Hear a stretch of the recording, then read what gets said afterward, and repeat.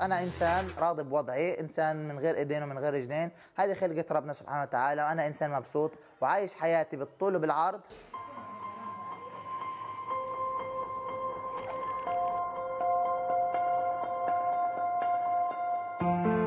أنا انولدت هيك، يعني ربنا سبحانه وتعالى خلقني هيك. الإعاقة ما كانتش عائق إلي أو حاجز إلي لأني أكمل وأستمر وأتقدم في حياتي.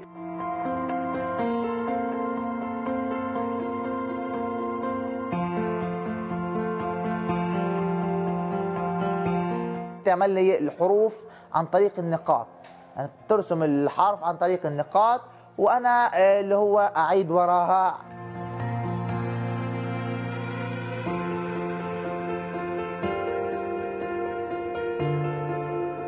بحس حالي ان انا انجزت وتقدمت كتير اكتر من الناس اللي هو الاصحاء اللي لهم ايدين واللي لهم رجلين.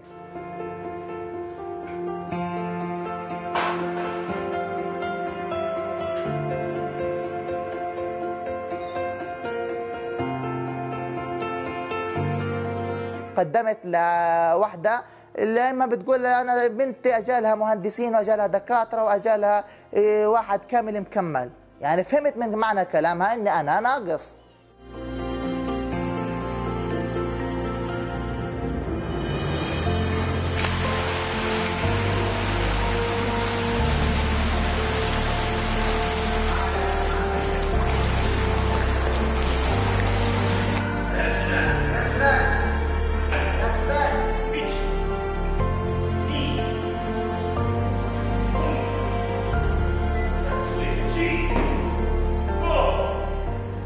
يوسف اليوم نموذج للتحدي الكبير الذي يثبت للمجتمع العالمي والدولي أنه بإمكان يوسف بدون أطراف يمارس رياضة الكاراتيه.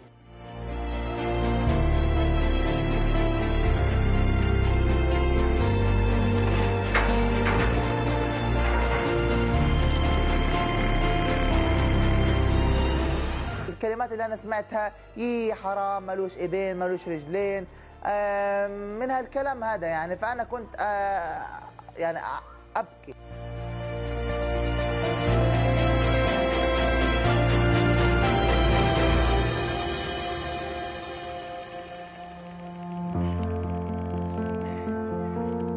مرحبا اصدقائي. في شق كبير من القناة تبعتي بدافع فيها عن الأشخاص ذوي الإعاقة وبحكي مشاكلهم، لكن في جزء برضه ثاني بحكي عن اللي هو فلوقات حياتي، إيش بقدم، بعطي للناس، بدفع اللي هو الناس للأمل للتفاؤل.